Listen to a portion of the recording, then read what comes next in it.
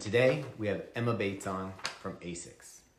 So it should be very fun to learn about what she's doing. She's actually a pretty interesting runner if you follow her at all. We're going to get into it. So we're lucky ASICS set this up, and we'll be talking to Emma Bates shortly when she tunes in. Emma, when you get on, you can either hit that double smiley face and request to join, or I'll see if I can find you and do the same. But we're excited to talk with you today and find out more about you and your running. We already know a lot of stuff, but I'm going to wait till you get on to kind of brag for you. And let's see. There she is. And it's coming through. And it's got to be, there she is. Hi, Emma. Hello. Thanks for having me. Yeah, I'm really excited. As I dug deeper into knowing who you were, I found more and more interesting tidbits. So we're excited to go over it with you. Awesome. This is my first Instagram live video, so this is very exciting for me indeed. Excellent. I'm glad we could be your first. Awesome. So, hey, before we get into it, just a little background on you. Obviously, the NCAA 10K championships in 2014. We had the 2018, you ended up being the marathon champion, outright winning CIM, right? Correct, yes. Yeah. And then Chicago, that must have been insane. And I can't just move past Chicago because obviously I've run Chicago twice, and the crowd is insane. The level of athletes that come out is insane. Can you tell us a little bit about that experience? That was definitely a game-changing experience in the form of marathoning for me, just because CIM is a really big race and more Chicago vibe, and just everybody was so supportive, and I just didn't expect for people to be team every second of the entire and to be the top American in that race was something that was incredibly special, just because we're on American soil in Chicago. There's a lot of patriotism, and so that was definitely a very, very fun time. And just to be able to knock down 2.5 minutes from my previous marathon was also just icing on the cake. So that was an awesome experience. Now let me ask you a question. You have a teammate in Deena, and she's obviously run Chicago well. Yes. Did she give you any advice, or did you have anything going into it? She's a great person to talk to about running, just because she's so level-headed. I don't know if she was more serious when she was running in her career, but she has so much great insight into just not being too serious when it comes to the day, like just having fun and knowing that you put in all the work the past few months in training. So that was something that really stuck with me, was she just really sat me down and was like, just go and do your thing like you do every single day. You've put in many miles, and just go out there and have fun and just soak in the experience. So that was the greatest advice. And I mean, her running Chicago when she ran so well was a big reason why I wanted to run Chicago. And so I love to have somebody like her to follow in her footsteps. So I hope that I can continue to keep bringing that same vibe of positivity and just believing in myself and believing in my training. That's awesome. And I'm sure she was really proud of you. Having a teammate going through and be a top competitor for the US, that must have been great. So, definitely. She was at the finish line too, and so I gave her a big hug at the finish line. She was waiting there for me, so that was really special. That is awesome. What shoe did you wear for that? I wore the prototype for the Meta Racer, so the Meta Racer is coming out soon. So it wasn't quite the final version. The final version's a lot better, just a lot more response. But yes, that is the one. So that's the one I ended up wearing at the Olympic trials, but I had a prototype of that at Chicago.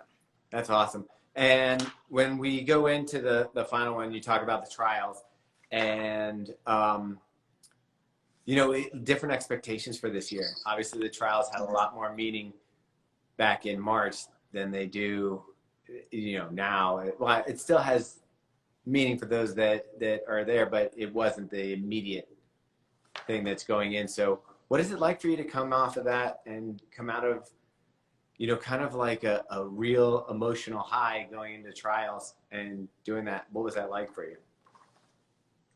Yeah, seventh place definitely wasn't what I was hoping for. As many people weren't. You know, we all hope for the top three finish.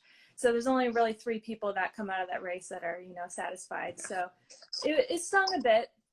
And it took me some time to kind of think about everything and really soak in what had happened and kind of learn from it. And it definitely, you know, there was a lot of mistakes that I had made in the race. And the hardest thing for me is I didn't set myself up for success. I feel like I was the fittest I have ever been going into that race. So to not, you know, really run my own race, I kind of played into the tactics of the other racers a little bit more and should have listened to my own body. That was the hardest thing for me to cope with, was I didn't do my best, my personal best. So, and to, again, be at the highest fitness level I've ever been at, and to just kind of, you know, not really get anything out of it was kind of a bummer. So I really wanted to just take a complete mental break. 2 weeks of just, you know, I went on vacation with my husband, and we really just like didn't talk about running as much as we could until I felt good about talking about it again. And we kind of dissected the race and kind of, yep. Was that a vacation or was that a honeymoon? It was a honeymoon, yes, yes. Little We bit did plan different. that out, yes. I knew that we would need to celebrate regardless if I made the team or not, and we figured that that was a good time to go on our honeymoon, and it was good because it was a great distraction from, you know, the lows of, you know, the feeling of not being, you know, Yeah. an Olympian and accomplishing my dream. So yeah, it's definitely hard to come back from that, but I think, again, if you didn't learn anything from that Olympic trials and you didn't take anything away from it, I think that would be the worst case scenario. So I'm glad I learned a lot. Yeah. And, you know, this is the beautiful thing about this sport is while I'm not going for an Olympic qualification, or maybe the stakes aren't quite as high with sponsors and everything like that, you know, average runners, we put in the time, we do the training, we do the work, we get fit, we set these expectations in our heads of where we want to be at the end of, you know, a goal as far as a marathon goes, whether it's qualifying for Boston, getting into the Olympics, whatever. And you do things in a marathon to train for them, and if you don't hit where you want to hit, it's not like the shorter distances. I actually asked a shorter distance athlete how long it takes to recoup from a bad race, and they were like, well, a week, and I go to the next track meet. Mm-hmm. The marathon, I think what's so gut-wrenching about it is you put so much into that training. Like you said, you got as fit as you could possibly be. You made a tactical error, not a physical error, and it takes you up. But the reload for that, well, Olympics, you know, you've got a long reload. But for you to now get competitive back in another marathon, you know, it's not a turnaround in a week. No, no. How do you? And that's what. How do Yeah, you? that's what is a hard thing. Yeah. How do you mentally? Like you said, you went on the vacation or honeymoon, and you thought about what was going on. You said, "Hey, I want to get back to my running, but I don't want to talk about it right now. I don't want to be distracted by that on, you know, my honeymoon." When and how did you process it and get back into the run? I just kind of let it happen naturally and just kind of flow through me. If I wanted to think about it, I would think about it. And then eventually I got to the point where I wanted to talk about it and kind of analyze it and talk with my husband. And he's also my coach. So it was a good back and forth. You know, he had been processing it over those 2 weeks, and it wasn't like I didn't think about it at all. It obviously hit me at times, and it, you know, it just developed into, you know, yes, it's a big bummer, but what can we learn from this? How can we change things? What do we need to change? And what kind of experience through that marathon and the hard times that I went through, how can I make that experience better the next time? And I wanted to be an Olympian. I definitely want to still be an Olympian, but that's not the end of end all be all for me. I just want to improve in this sport. And I think that is what's driving me always, is knowing that I am still continuing to improve. I'm still continuing to learn about me and my body and, you know, what I can do in this sport. So I was thinking right after, you know, processing the whole Olympic trials, I was thinking about my next marathon. I wasn't thinking about, you know, in 4 years, the next Olympic trials. I was thinking about, you know, a fall marathon. And so that is what's keeping me going, is knowing that there's always something to strive for. Yeah. It may not be the, you know, the Olympics or the Olympic trials, but it is something that is attainable for me right now. And, you know, I try to take things step by step, and looking 4 years down the road is too far ahead for me. Yeah. So I need to really focus on the here and now. So focusing on that next race is my main thing. Is there one that, yeah, I know ASICS sponsors a small one on the East Coast, usually in November. Is that one that would have any interest for you? Undecided right now. There's a lot of marathons I want to do. There's so many good ones out there. So it's just kind of determining where, you know, the world is at that time. So we're still trying to figure things out right now. Yeah, actually, I was thinking in the past, I don't think ASICS is the sponsor of the, I think it's New Balance now. But anyway, yeah, well, that's awesome. We'd love to see where you're going to go with the marathon. So let us know as soon as you pick it. We can follow. But that is, I mean, is there an athlete that you look to that you're like, their strategy and the way that they hit the marathon is something I want to emulate? Yeah, obviously Deena is somebody that has always been the pinnacle of, you know, American distance running for women. But somebody right now that I compete against is somebody like Sarah Hall. Sarah Hall is somebody that I really try to emulate as well, because she has had such a progression in the marathon that I don't want to be just like somebody that's quick in the marathon and quick out. Even if, you know, I run one of the fastest times out there, I want to be around for a long time. And I think to be around for a long time, you have to pace yourself. And I think she's done a really good job of that. You know, she started out at 2:26, I think, for her first really good marathon. And then she just cut it down to 2:22. And so it's been a slow progression, but like, she's been around and she's been a face. And I just want to be always up there in every single race that I do. So I don't want to force it. I don't want to get ahead of myself. I want to just keep chipping away at the times and not, you know, try to burn myself out by running a really fast time. So I think that's something that I really admire about her. Yeah. And do you ever get to train with her at all, or is it just purely you see her at races? Mostly just at races, but sometimes, you know, ASICS will have events and we're able to run together there. So that's really nice.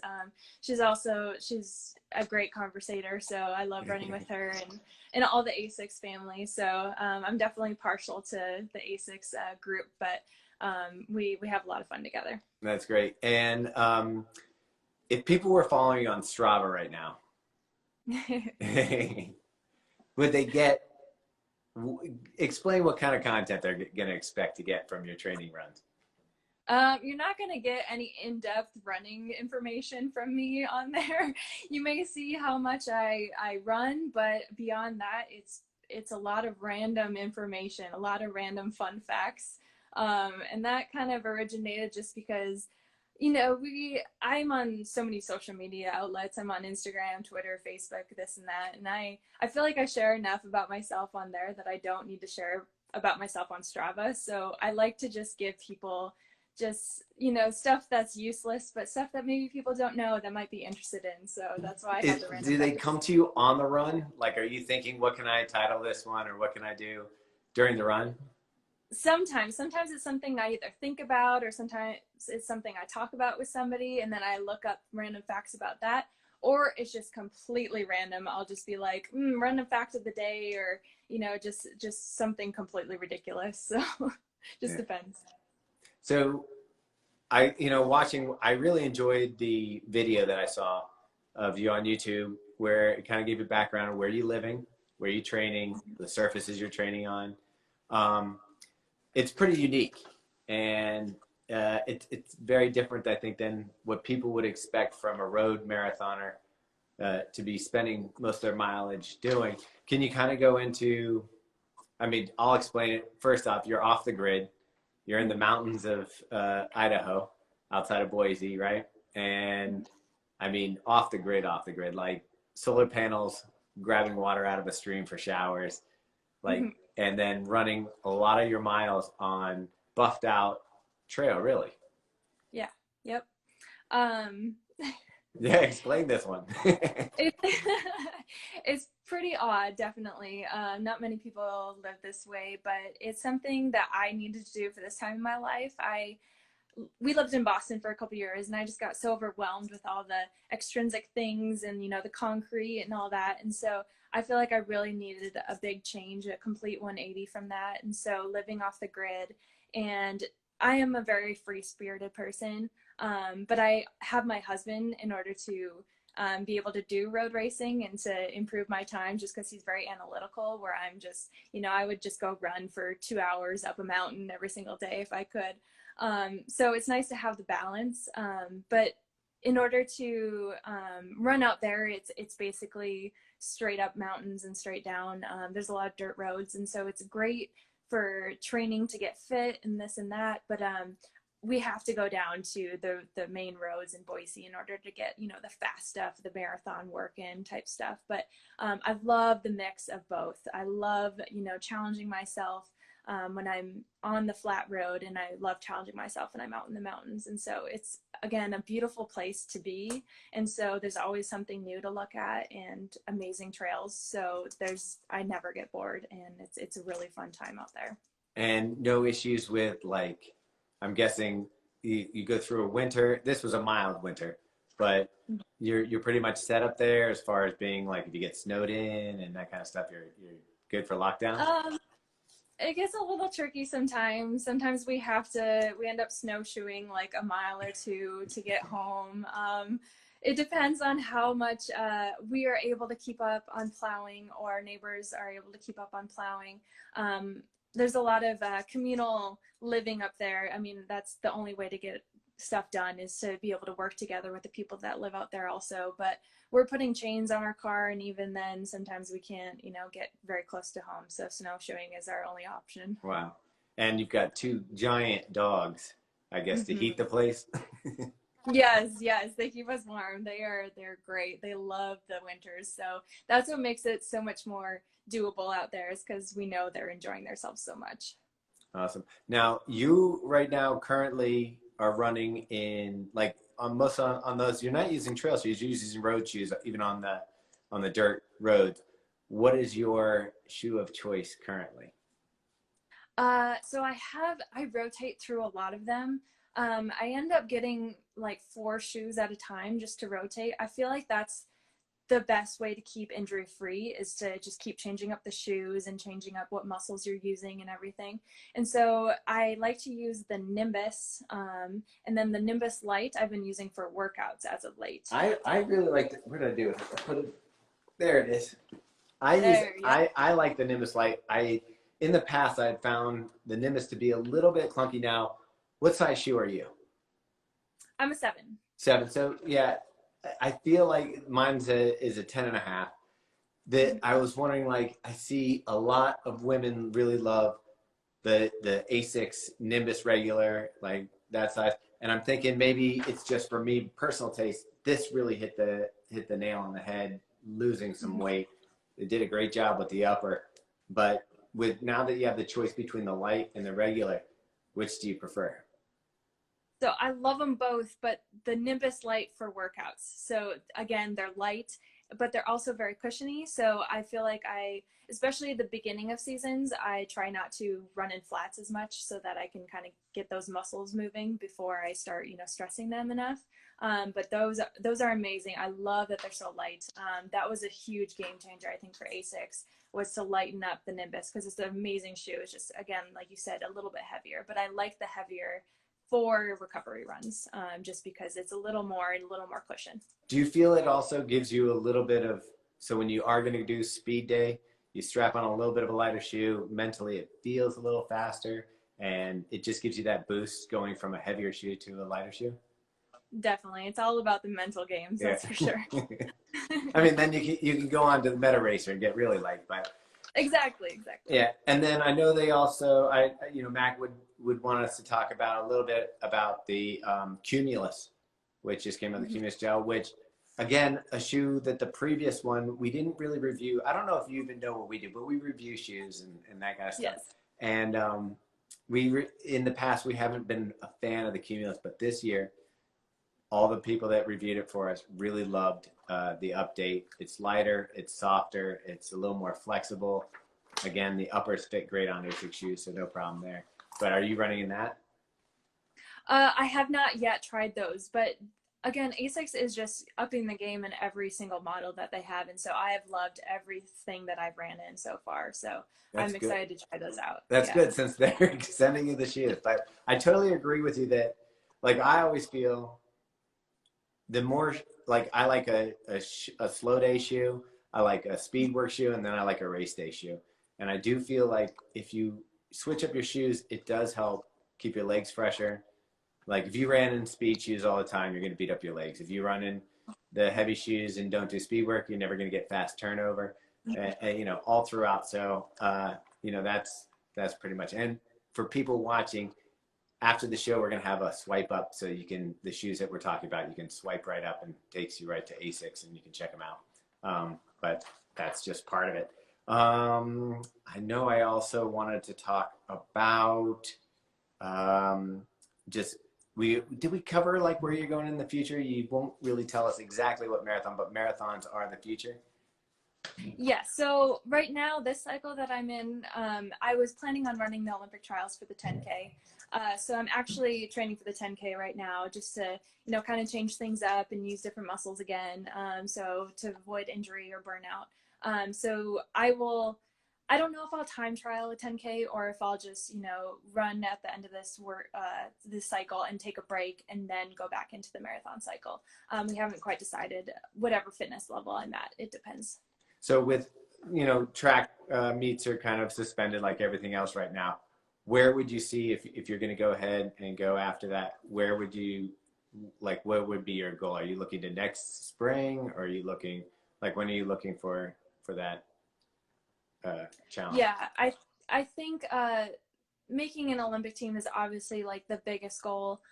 So I want to do the marathon this fall, but get back into the track just like I would have this season for the Olympic trials on the track. So I think that's still the goal for 2021 would be to get back on the track. And it's, you know, the silver lining of everything that's going on is the marathoners that didn't make the team are able to now have a full time to train for the 10K. So I'll switch back into the 10K mode once I run the fall marathon. And so that's something that has come, you know, kind of been pretty nice for the marathoners again, just to give us a little more time. Awesome. Let me check here and see if we have some questions, and I'll make sure you don't get any stupid ones. I can't promise. There'll probably be some, Okay. but yeah.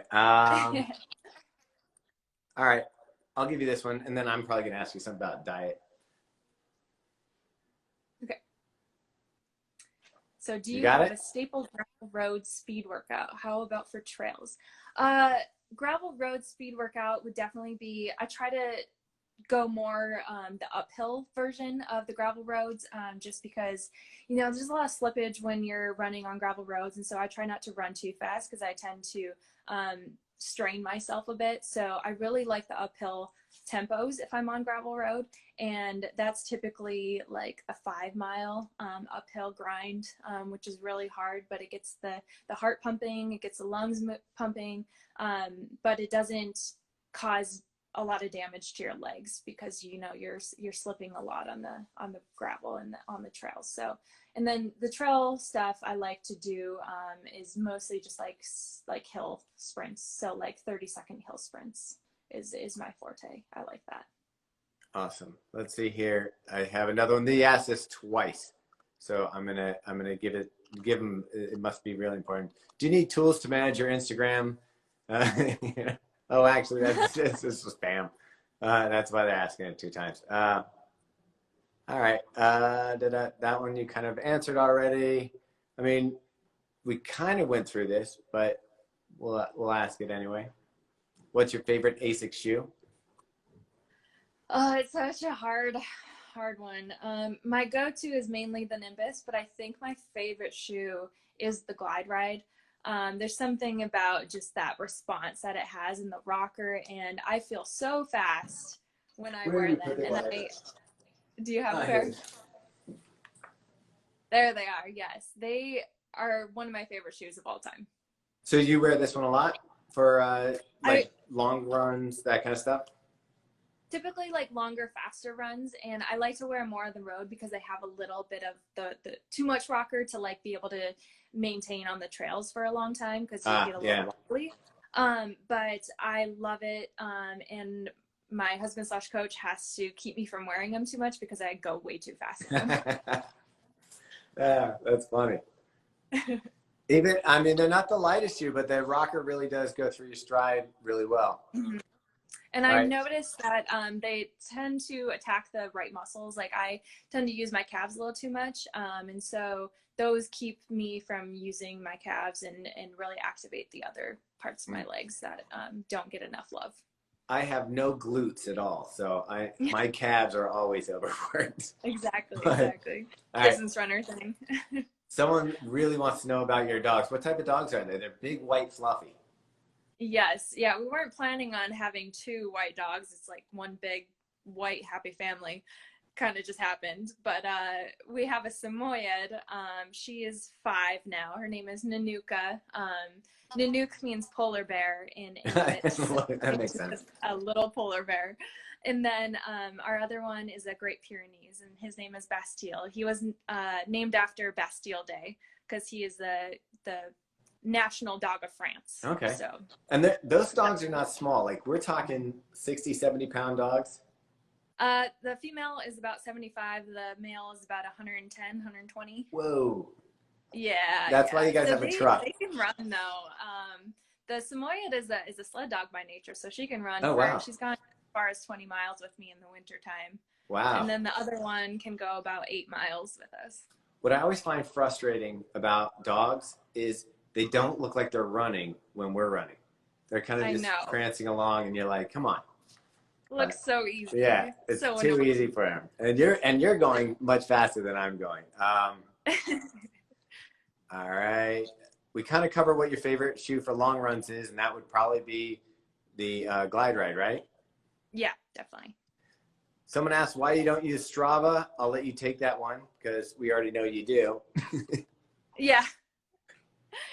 Just maybe not in the same capacity as everybody else. Yeah. I mean, you're easy to find on Strava. If you want to find Emma Bates on Strava, just search for Emma Bates and you'll see her, and just look for the one that has like, you know, what temperature ice cubes freeze at, or, you know, whatever. You know, in the southern hemisphere or something like that, but they'll do that. All right. Here's a specific to Idaho question. Favorite trail in Idaho. We've been running at Max Creek a lot, which is this beautiful, it's actually a dirt road, so it's not a trail, but it's really nice manicured dirt road, and it just overlooks these beautiful mountains and this beautiful river, and it's just always changing, especially with the season. So it changes from, you know, the brown to the green to the just beautiful flowers, and I think that's my favorite place to run right now. Also, my favorite place to run is just down our driveway. It's about a half mile, and so I go back and forth a lot just because I love just, you know, looking at everything that we own and all the beauty of, you know, the place that we live, and so that is one of my favorite places also. How big is your property? We have about 10 acres, Okay. and we're right up to the Boise National Forest. So our backyard is basically hundreds of acres that will be untouched for as long as we hope, you know, the Boise National Forest is there for. So it's quite beautiful. So that's awesome. It's yeah, very remote. That is cool. All right. And you're fine with me asking a few more questions? Yeah, definitely. All right. There's people that are fans of you on Strava just sending you love, saying they love your post. Oh, good. Yeah. All right, here we go. Tips for a first-time marathoner. I think the biggest thing is don't go out too fast. I made that mistake at CIM for sure, especially because, you know, the first bit of the CIM course is pretty downhill. So I think I got a little too carried away and ended up paying the price for it the last few miles. So definitely don't go out too fast, but also just have realistic goals. Don't set the goals too high for a first time, because you want to have a good experience. You want to run again. You want to run a marathon again. So don't go into it and go over your head the first time. Just take the first time as a learning experience and really take it easy and just feel good the whole time, so that you're able to be excited about your next marathon. And that's good advice. And as much as we can tell everybody to not go out too fast, that you can't bank time, that it's something you kind of have to learn on your own. Yes. You will learn You the will hard find way out. no matter what. If you run more than 2 marathons, you will find out about trying to bank time or going out too excited. There's one more that just popped up. I mean, we have a bunch in here. I'm not going to make you answer all of them. But all right, actually, there's one I'm interested in, so I'm gonna go with this one, and I'm gonna expand it. He's asking what your pre-race fuel is, but I'm gonna expand that to just like more of like, are you vegetarian? Like what is your whole nutritional scheme? So I used to be vegetarian in college, and I realized that that just wasn't attainable for distance running, not in the form that I wanted to be. So I do eat meat. I'm not a vegetarian anymore, and I eat basically whatever I want also, because I'm running a lot of miles. But I really try to focus on eating everything. So it's not eating less is more. I try to eat more. So I eat more vegetables. I eat more meat. I just, I eat more carbs. So I'm eating a lot more than I used to, just trying to get more variety. But I also just, indulge in ice cream and cookies and this and that, all the good stuff. But I think my pre-race would be, it's typically always around the same. I try not to be too rigid about what I eat the day before a race, but it typically is like a big piece of steak and a side of veggies and like a bunch of bread. So that's my go-to. And then the morning of a race, I eat bagel with cream cheese and maybe a banana or granola bar or something like that. And during the marathon, you're taking in a lot of things as well. So that's I think that's the biggest thing for a marathoner, also maybe a first time marathoner, is try to eat when you run. When you do like your long runs or your normal runs, try to eat as much as you can, because fueling is everything in a marathon. Yeah. And when you talk about that, what are you fueling with on the course? I'm taking a hydrogel, and then a carb drink. And I also have been kind of playing around with ketone ethers. I take it in the middle of a marathon it's supposed to help you burn fat. So that has been something that I've been trying to take also. It tastes really bad. Okay. Not very many people take it just because it's nasty, especially during a marathon. Do you ever suffer from cramps or anything during a marathon? I haven't, just because I've been able to take in enough fluids. So I think that's the biggest thing, is taking enough fluids down. People tend to just either do the gels or food or stuff like that. But if it's hot, if you're sweating a lot, you got to take in fluids, especially electrolytes, to avoid the cramping. And when you say hydrogels, are you talking about like Martin's? Yes. Yeah. Okay. Awesome. Yeah. And I do think it's so funny, because you talk to different athletes, and you have vegan athletes who swear by the vegan diet and can go hundreds of miles.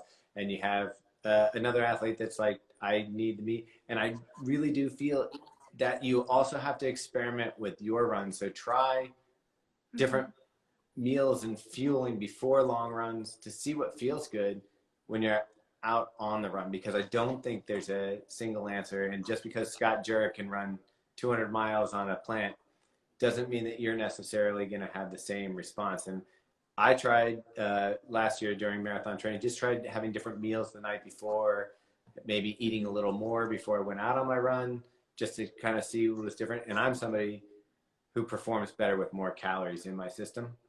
Yeah. So, if I have a little heavier breakfast, if I have something like that for a long run. Now, for like a 6 to 8 mile run, I don't need need to eat anything, I can go out fasted and be fine. Mhm. Are you the same way?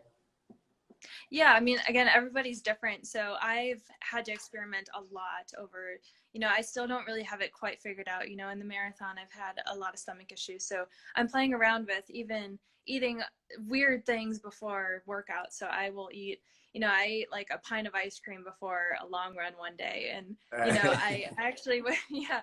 And a lot of people, I've heard, there's this group in, I think it's South America, that would drink like a half, maybe like a little like milk carton of just cream, like heavy cream, and then eat a bunch of lettuce or cabbage and then go for a run. And so just weird things. And I Did feel you like try that?